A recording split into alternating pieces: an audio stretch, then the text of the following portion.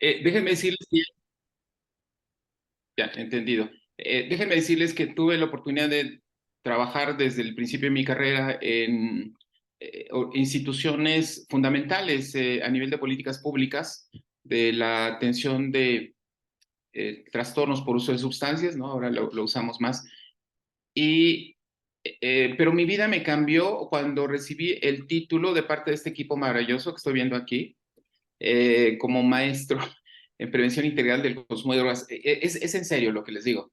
Es decir, no es lo mismo ser, a pesar de que tengas 30 años de experiencia, licenciado o psicólogo, a ser maestro en prevención integral del consumo de drogas.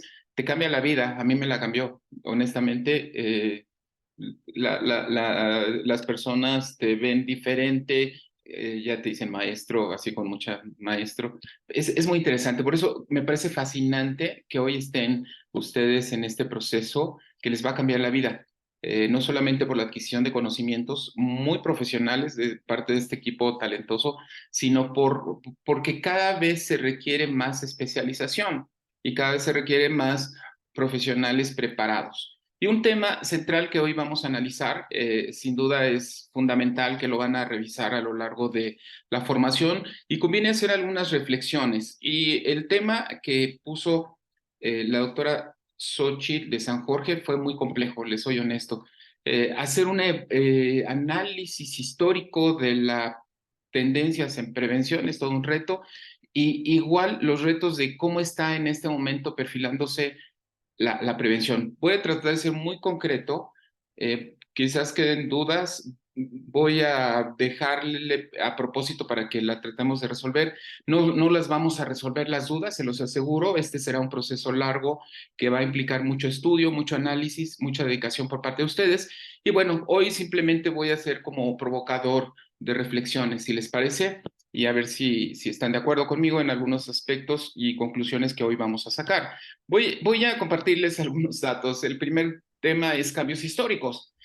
No les voy a dar un juicio, ustedes lo van a sacar solitos y solitas cuando hablemos de cambios históricos. Imagínense ustedes, en el antiguo Egipto encontraron un papiro que decía más o menos lo siguiente, ¿no? Imagínense ustedes esta.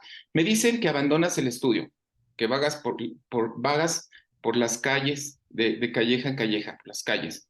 La cerveza es la perdición de tu alma, ¿no? Es un papiro que relata este mensaje de un padre a su hijo. Es un mensaje preventivo, por supuesto, ¿no? Llama la atención. Esto nos lleva a la reflexión de que históricamente las sustancias, el consumo de sustancias es un tema que ha estado presente, pero también los efectos y las complicaciones del uso de sustancias, y esto nos lleva necesariamente a que a lo largo de la historia, de la evolución de la humanidad, ha estado presente esta preocupación por prevenir, por atender, por las complicaciones, y lo vamos a ver expresado de diferentes maneras, aquí como este caso que les estoy dando, pero también lo vamos a ver en medidas legales, lo vamos a ver en leyes, en planes, en programas. Curiosamente, desde la evolución les pongo un caso bastante interesante. Ustedes escucharon hablar de los bacanales, el culto al dios Baco, el dios del vino, ¿no? Que se convertían un poquito como en los carnavales de Veracruz, me imagino, no he ido, pero cuando me inviten iré, en toda una liberación de los instintos o de las emociones o de la música o lo que quieran. Y entonces los bacanales terminaron siendo motivo de este tipo de cuadros. Se darán cuenta ahí las escenas de estos festejos terminaban siendo digamos, tan disruptivas, supongo, para el orden en la época de los propios romanos, que se caracterizaban precisamente por los excesos en muchos aspectos, que el Senado romano decreta en el año 186 a.C. un decreto que prohíbe los bacanales. Este es un dato interesante, ¿no? Finalmente se trataría de una medida de prevención. Eh, los árabes que se convierten como los especialistas en temas de química, alquimia en aquel tiempo, le ponen el nombre al alcohol, que es el espíritu, ¿no? Hoy en día cuando decimos alcohol o decimos ojalá, estamos refiriendo a un vocablo árabe. Y curiosamente, este concepto de bebida espirituosa, ¿no? Es una sustancia que en la temperatura normal se evapora como si tuviera un espíritu. Posteriormente, el profeta Mahoma plantea esta sentencia, que esta sentencia que ha quedado en el Corán se convirtió en lo que hoy vemos países donde no hay consumo de alcohol ni drogas, ¿no? Dice, los embriagantes, los juegos de azar, las prácticas de idolatría y la adivinación del futuro no son sino abominación, obra de Satán. Evitadlo, pues, para que así alcancéis la felicidad, ¿no? Esta sentencia en el Corán ha hecho que en estos contextos del mundo musulmán no se consume, ¿no? Chequen, esta frase es fascinante, a mí me encanta. Y está relatada en los relatos precisamente si no me equivoco, de Sagún. Y él dice, el primer mensaje del Tlatoani, el güey no es con G, que conste, es con H, el importante, el que habla, el güey Tlatoani, dice este relato que el primer mensaje que daba era un mensaje de salud pública y era un mensaje antialcohólico. En ese tiempo, obviamente, la forma de alcohol se llamaba pulque, que luego le llamaron pulque porque era pulcro, era pulquérrimo, ¿no? Blanco. Entonces, el primer mensaje quedó aquí plasmado incluso lean ustedes en el español antiguo, que el Tlatoani recomendaba que se apartaran de la borrachera porque el Ucli sacaba al hombre de su juicio, lo apartaba se convertía en algo aborrecible, porque era causa de la discordia, de la disensión, de los revueltos, de los conflictos entre los pueblos, entre las familias, ¿no? Y entonces era como una revuelta de una tempestad que trae consigo todos los males juntos. Es causa de la soberbia y de la altivez. Al final, el resultado de estos conceptos relacionados con una bebida sagrada es que no se podía hacer mal uso y quien la hiciera, por supuesto, iba a ser objeto de sanciones que podían llegar hasta la muerte. Solo se permitía en aquellos que tenían más de 52 años, bajo ciertos momentos, en ciertas ceremonias. El resultado es que no había un problema de salud pública, digamos, en relación al consumo de alcohol, incluso a las otras sustancias de tipo alucinógeno que eran bastante conocidas de origen vegetal. Pero ese es un dato muy interesante, cómo quedó plasmado este mensaje preventivo de salud pública por parte precisamente del Tlatoani. Chequen estas fotos, son fascinantes. Es una secuencia de 1800 en Estados Unidos.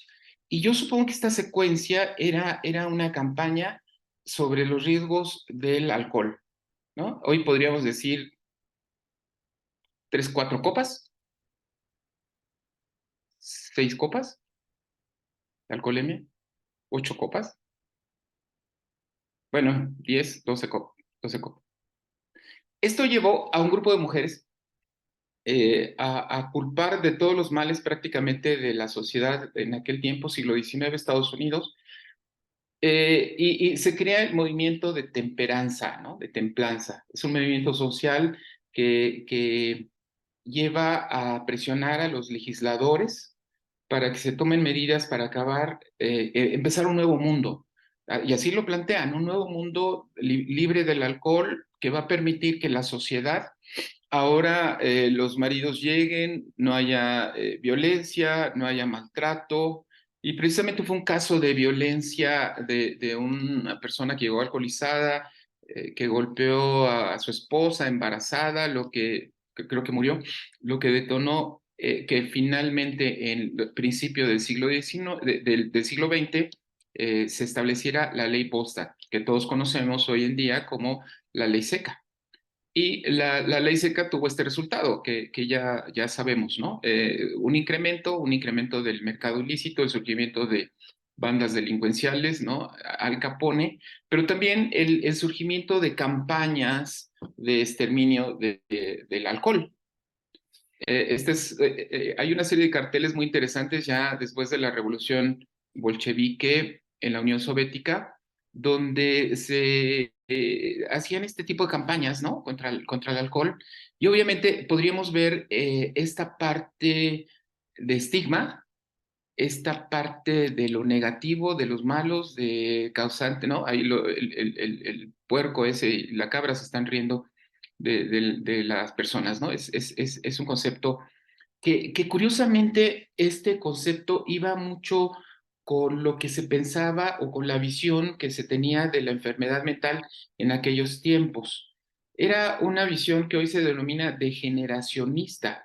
El alcohólico, el adicto, el toxicómano, como en ese tiempo se llamaba, era un personaje que, como la manzana podrida, que de alguna manera dañaba y afectaba a toda la sociedad, ¿no? Degradaba al individuo y degeneraba, era la época degeneracionista, ¿no?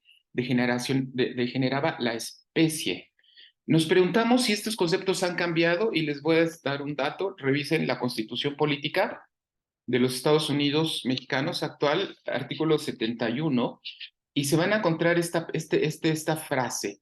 El Consejo de Salubridad General establecerá campañas para acabar con aquellos hábitos que degradan al individuo y degeneran a la especie. Es decir, nuestra Constitución sigue sosteniendo esta idea eh, ya más de un siglo con esta visión de aquel tiempo, ¿no? Entonces se daban cuenta que los enfoques de prevención y de control de un problema de salud pública se basaban en estos conceptos. Este es un dato muy interesante de la época de la Guerra Civil Española, ¿no? Un borracho es un parásito, eliminémosle. Y aquí nos podemos preguntar, ¿no? Estamos hablando de la guerra civil, los años 30 en España. Si estos conceptos de limen, acabemos con ellos, han cambiado. Les voy a poner un dato, la ley federal del trabajo, que se hizo más o menos en esta época, plantea que si una persona llega en estado de intoxicación por alcohol o alguna droga al trabajo, deberá ser corrido sin responsabilidad para el patrón, ¿no? Sigue basándose en este concepto y desafortunadamente sigue estando ahí presente en la Ley General del Trabajo. Y vean ustedes este tipo de consignas libertarias, ¿no? El bar, eliminémoslo, ¿no? Es el vivero de la chulería, vamos a cerrarlos. La taberna arrolla y degenera el espíritu combativo, ¿no? Etcétera. Son datos bastante interesantes. Esta foto es fascinante. Dice ahí productores de piloncillo del estado de Guanajuato. Recuerde que las campañas antialcohólicas que se establecen incluso desde la Constitución culminan en el año del 34 con una ley contra las toxicomanías. La ley prevía que había que acabar con la, digamos, la proliferación de este tipo de sustancias, ahí lo van a ver, es el alcohol, y invitaban a los niños a acudir a estas, como se tiraban ahí a la alcantarilla, yo supongo que también afectaban ahí a la ecología, y entonces era una manera como de sensibilizar a los niños, ¿no? Porque también se hablaba de hacer campañas preventivas, ¿no? Estas eran las campañas preventivas. Y les comentaba hace un momento, ahorita regreso a eso, que esta foto es de los años 40. Hay un día en abril, el día antialcohólico, y los niños, esto es en la Avenida Juárez, en la Ciudad de México, salían con esta consigna de abajo el alcoholismo, no al alcohol, etcétera. ¿No? Es campañas antialcohólicas. Y les compartía hace un momento a mi querida doctora Xochitl de San Jorge que en Orizaba, donde nos acompaña Nelly, ya vi, filmaron en la época del cine mudo, 1927, la película El puño de hierro. No la he visto, ya había escuchado esta película, había visto algunos cortos. Ayer que me puse a investigar, encontré que está disponible, la pueden ver en YouTube, en la Filmoteca de la UNAM. Vale la pena que como tarea de prevención la veamos, ¿no? Más o menos lo que sé de esta película, y ahí tienen la foto, hay un médico, que es el doctor Anselmo Ortiz, que hace conferencias antidrogas, ¿no? Ahí está en la plaza pública, alertando sobre los riesgos de las drogas. Todavía la película incluso es en silencio. Y la trama, la estuve hojeando más o menos, es impresionante, ¿no? Hay un picadero, ahí lo tienen, donde hay un grupo de adictos, ahí los van a ver, que están pidiendo su droga. En aquel tiempo, acuérdense, eran las drogas relacionadas con la heroína. Y la trama más o menos hasta donde parece ser, este señor tiene una esposa, trata de rescatarlo de ese picadero y acude al médico, pero el médico parece que tiene otras intenciones con la esposa. Hay un personaje ahí nefasto que se llama el buitre, que es como el dueño del establecimiento. El hecho, no se les voy a espolear como dicen los chicos ahora, pero les voy a decir que al final el médico que hacía este tipo de campañas y era un médico muy respetable, termina siendo parte de este negocio. No sé qué querían decir en aquel tiempo, pero encontramos hoy fotos, no se las puse, de enfermeras que eran detenidas porque estaban suministrando narcóticos, ¿no? En los años 30. Es decir, toda esta campaña, curiosamente, satanizaba también a los profesionales de la salud. El hecho es que, por ejemplo, en la ley actual, si no me equivoco, cuando un médico prescribe indebidamente o favorece estas, digamos, la utilización de sustancias psicoactivas ilícitas, se le aplica el doble de la penalidad de cualquier persona. Ese es un dato interesante, que aquí lo vamos a ver en esa película. En los años 80, aquí empezamos un poquito con el tema que nos ocupa, viene, ustedes recordarán, en los años 60 el boom del consumo de drogas, de psicodélicos, de la cultura, de las culturas hippies, etcétera, y el surgimiento de un fenómeno que en su momento es un fenómeno muy contra el sistema, que luego después fue como muy mediatizado en relación a las drogas. Y es precisamente Nancy Reagan que convoca a nivel mundial, prácticamente tuvo repercusiones, en México lo vimos, a una campaña intensa que se llamó justamente Dino a las drogas, ¿no? Esta campaña se vuelve como un intento de llamar la atención de la sociedad sobre los riesgos, sobre los peligros de las drogas. Ahí estaba apareciendo el problema de la cocaína y invierten millones y millones y millones de dólares en Yo Say No, con este concepto, y no a las drogas. Que luego en México se utilizó, ¿no? Este concepto que terminó banalizándose porque decía Dino a las gordas, etcétera. Este era como motivo de burla. Eh, Tiempo después hicieron un estudio, investigaron el efecto de estas drogas y resultó que más bien promovió el consumo. No sirvió para prevenir. Esto llevó a investigadores, estudiosos, en hacerse la pregunta que hoy nos hacemos todos los que estamos aquí. ¿Qué funciona? Y simplemente para cerrar esta parte, de la primera parte que estoy viendo, les presento esto, por ejemplo. Esto es de los años 40, 50 en relación a la marihuana, con todo este debate y este concepto, ¿no? Es diabólica, es de perversión, es de prostitución, es de muchas cosas así, ¿no? La marihuana. Y llego a esto. Esto es reciente en México. La piedra puede volverte paranoico, ¿no? El fentanilo mata. Hoy, esta es una campaña que ahora se está dando en todas las escuelas. El ácido simplemente, etcétera. Aquí saquen sus propias conclusiones, yo no lo voy a decir, pero si hablaríamos de la evolución histórica desde décadas o desde siglos en relación a lo que podemos pensar que son mensajes para reducir el consumo de drogas, se darán cuenta si esto ha cambiado o no ha cambiado, si tenemos nuevos conceptos después que las neurociencias han ido evolucionando, de que tenemos ya una base científica para entender y comprender lo que son estos complejos fenómenos, si en la realidad las prácticas, llamémosle así, campañas preventivas han cambiado. No quiero prejuiciar un punto de vista de ustedes, pero si les parece, con esta parte histórica, vamos a a pasar, nos quedamos un poquito en que a partir de este fracaso, de estas campañas de Dino a las drogas, yo sé, no, de esta gran campaña,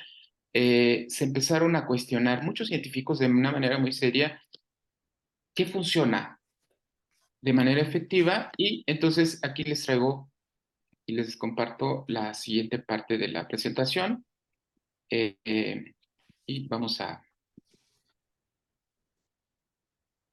voy a conectarla, anoten sus preguntas si quieren y las vamos a ver al fin. Ok, dijimos entonces que los años 80 marcan un cambio muy importante porque como problema de salud pública emerge, pero también emerge la preocupación de científicos, de profesionales, de instituciones en tratar de abordar de una manera seria el fenómeno, ¿no? Hay avances notables en diferentes campos y estos campos se van a ver reflejados ya en una base, llamémosle así, de conocimientos sólidos que hoy podemos ser los privilegiados de conocerlo y que nos van a permitir llegar a una conclusión al final de esta plática de qué es lo que funciona y de lo que no funciona para prevención, que sería lo que podríamos plantear como los retos actuales de la prevención. ¿Cuáles son estos retos actuales? Cada año la Oficina de Drogas y Delitos de la ONU presenta una valoración de la situación del problema de las drogas. Para la ONU hay dos caras de una moneda, la oferta, ¿no? La distribución, el tráfico ilícito, etcétera, drogas ilegales, y la demanda, ¿no? Que tiene que ver con prevención, tratamiento, el tema que a todos ahora nos ocupa. Este reporte que vale la pena revisarlo presenta cuál es como la situación. Y pongo estos datos porque lamentablemente en México, después del 2016, que fue el último dato, ya prácticamente no tenemos datos epidemiológicos, aunque sí clínicos y sí datos de que nos dan algunas instituciones que se dedican al tratamiento de cómo puede estarse comportando el fenómeno. Estoy hablando de drogas ilícitas porque son datos de la ONU, que nada más se dedica a esto. La ONU se dedica a las drogas lícitas, que en estricto sentido no debería de haber esta diferencia. Hay un concepto importantísimo, ¿no? El cerebro humano no sabe distinguir entre drogas lícitas e ilícitas. Todas son sustancias psicoactivas. Entonces, el problema, estos son millones de personas. El problema número uno, cannabis. En segundo, todos los derivados del opio, los opiáceos, y particularmente la preocupación que existe en relación a esta epidemia de los opiáceos, ¿no? Luego seguiría el tema de digamos, de las metanfetaminas, de la cocaína, eh, que se convierten como los problemas más serios y preocupantes a nivel de políticas de salud pública. Cuando se analiza esto a nivel de género, a nivel mundial, ustedes vean como, en el caso de algunas sustancias como los opioides, básicamente tenemos ahí una proporción de género. Esta gráfica seguramente nos revela las diferencias, que si vemos la diferencia que existe en opioides, cocaína, cannabis, comparado con el uso no médico de opioides, fármacos o de anfetaminas, las proporciones entre varones y mujeres no son muchas. En términos generales, esto está refiriendo a un cambio en las nuevas generaciones donde los niveles de consumo tienden a equipararse. De hecho, podríamos hablar de un proceso de feminización. Gran reto, el tema de género. Es un tema que ya las políticas públicas no pueden soslayar, es un tema que nos obliga ahora a repensar qué es el tratamiento con enfoque de género y por lo tanto también a repensar qué es la prevención y la prevención con enfoque de género. Se los dejo de tarea. En el contexto actual vivimos en una dinámica cultural muy acelerada de los filósofos como Lipovetsky, ¿no? Como Sigmund Bauman, están planteando el mundo posmoderno, el mundo del hiperconsumo, ¿no? La sociedad líquida o la sociedad del cansancio de este filósofo coreano, Shul Han.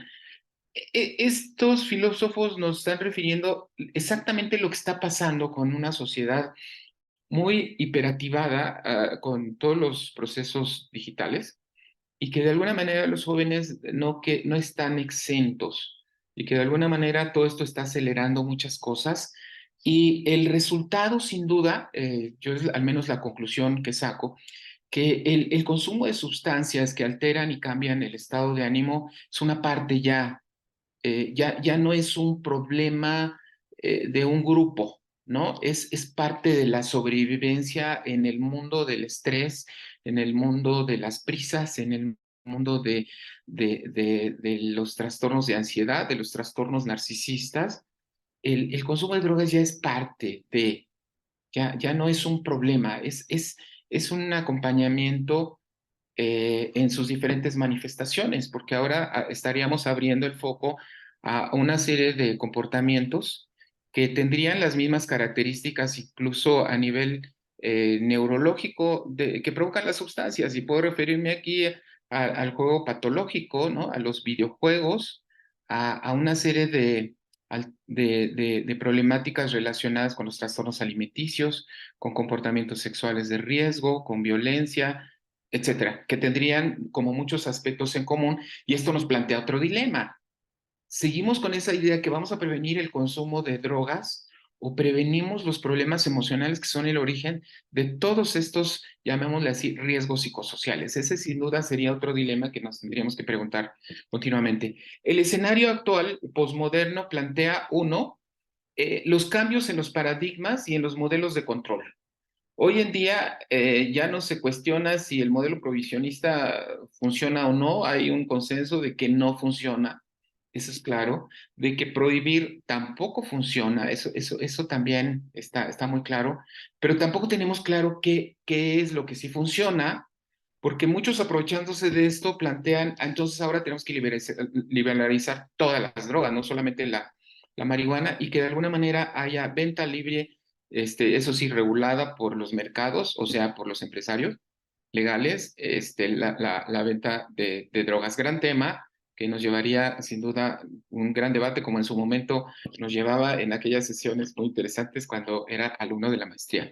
Estamos en una era de la digitalización de los mercados, donde a través de grupos de WhatsApp, a través de páginas, te pueden llegar a tu casa por una cantidad, ciertas sustancias, ¿no? Si dudan de lo que digo, pongan Salvia divinorum, que es una de las sustancias calificadas como con mayor potencial psicoactivo, y te la van a mandar como algo que es una planta sagrada, que va a abrir las puertas de la iluminación para que encuentres, etcétera. Te lo van a vender maravillosamente por 400 pesos, te la mandan a tu casa y no te van a preguntar si eres menor o no, y te mandan la receta.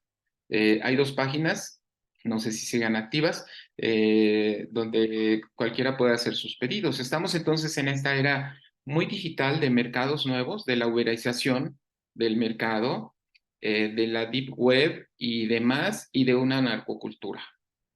Esto hace entonces que la disponibilidad sea más accesible, pero en esta nueva era, una sustancia como el fentanilo, que la cantidad que puede caber en la punta de un lápiz es suficiente para provocar una muerte por sobredosis, lo vuelve altamente rentable para los traficantes, sobre todo mexicanos, que entiendo ahora son los líderes de acuerdo a la DEA a nivel mundial, con presencia en 100 países, que de alguna manera estamos en una nueva generación de sustancias. Quizás ahora tengamos que pensar que la cocaína, la marihuana son como las drogas antiguas, porque las nuevas tendencias ahora son drogas sintéticas, muy potentes, con ciertos efectos y muy desconocidas.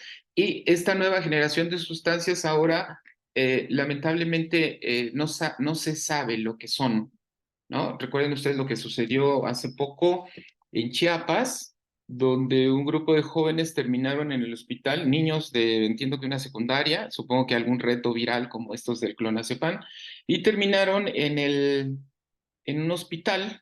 El propio presidente en la mañana pidió a la secretaria y luego al comisionado de adicciones, secretario de salud y secretario de seguridad pública, que fueran e investigaran, y hasta el momento yo no he escuchado que hayan determinado qué sustancia. Esto es revelador de lo que está sucediendo con el mundo de las drogas. Otro reto, el reto de la cannabis, problema ahora en los jóvenes. En algún momento nos decían que esta era una mejor manera de hacer prevención, que era una mejor manera de acabar con el crimen y con un negocio ilícito, que habría manera de controlar que el producto, pero la realidad, y así lo muestra, es que ahora prácticamente es como una obligación para los chicos consumir marihuana por las razones que se han empeñado continuamente todos estos personajes líderes de opinión, por supuesto bien pagados por Open Society, que se repiten como mantra, ¿no?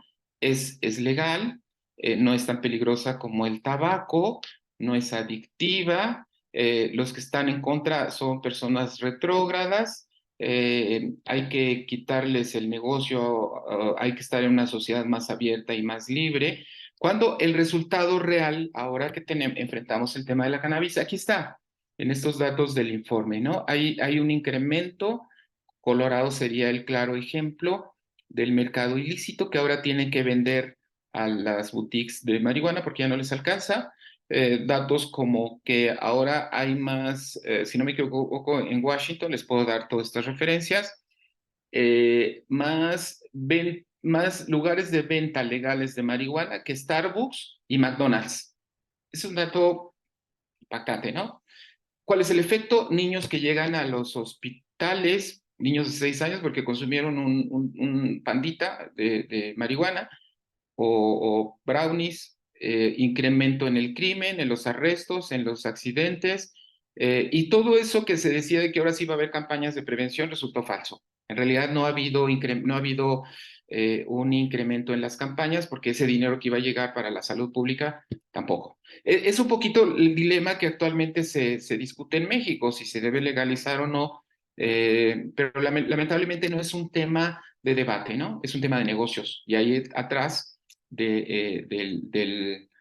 ahora es como el big pharma le llaman, ¿no? La nueva y poderosa industria están atrás la industria del tabaco, la industria del alcohol, la industria farmacéutica, e incluso se sospecha, no sé, Microsoft, atrás de lo que han denominado el negocio, el gran negocio del siglo XXI.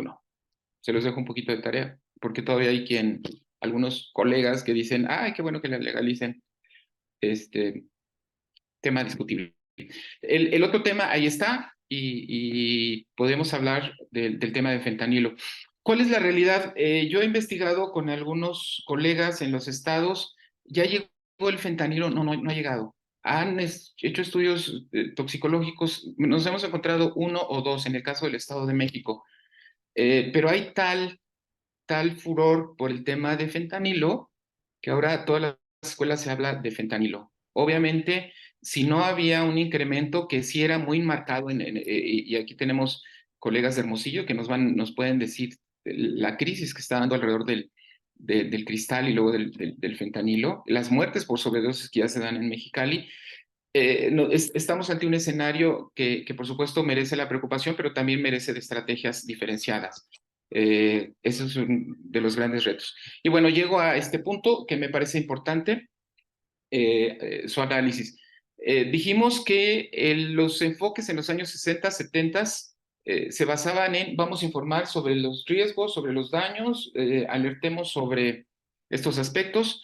Se empezaron a buscar personas como Botvin, a hacer estudios longitudinales y se plantearon cuáles son los programas más efectivos y llegaron a esta idea en los 80 y 90 que eran los modelos de influencia social, de habilidades de resistencia, y conforme fue avanzando las bases de conocimientos hoy en día, podemos hablar de la importancia de programas basados en evidencia, en que se sustentan en la idea de un modelo de cuidados de cuidados continuos, donde el concepto de prevención primaria y secundaria y terciaria quedó ya superado por este modelo de prevención universal, selectiva e indicada, que aquí esto lo van a estudiar, por eso lo digo muy rápido, quien no lo conozca, aunque ya es un tema muy conocido, donde hay estrategias diferenciadas de intervenciones con base en el nivel de riesgo. Es aquí donde un aspecto fundamental de la prevención se va a dirigir de manera holística. Ahí lo tienen, individuo, familia, comunidad, sociedad, y básicamente con todas las políticas públicas que coinciden en la importancia, uno, de impedir que aparezca el problema, básicamente tratando de que los jóvenes consuman o rechacen, y si van a consumir, que lo hagan después de que su cerebro, después de los 22, 23 años, ya evolucionó, ¿no? Por eso es importante impedir la aparición de problemas, evitar el uso y el abuso, y en este concepto de la prevención, hoy en día quedan claros algunos aspectos que son importantes. Habrá que considerar el contexto, habrá que considerar el ámbito. En la parte individual no es suficiente si no se acompaña de medidas familiares, que a su vez tiene que ver con la familia. Aquí les presento. Es un poquito como el modelo de Boenfenbrenner. Revisen ustedes, seguramente lo van a ver, donde la interacción que puede haber entre el individuo con su contexto familiar es importante, y a su vez la familia también en el individuo, y este a su vez con las instancias de la comunidad y de la sociedad, de tal manera que los modelos de prevención tenderían a ser integrales y obviamente con aspectos diferenciados y secuenciados de acuerdo a la línea de vida. En ese sentido, la conclusión que es muy importante es: entre más temprano mejor.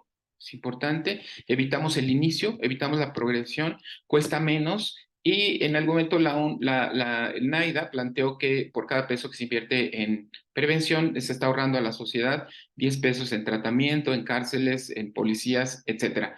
Sin embargo, esta proporción no se ve reflejada en los presupuestos, ¿no? En reducción de la oferta y de la demanda, porque sigue siendo totalmente al revés. O sea, la cantidad que se invierte comparativamente en prevención es bastante limitado.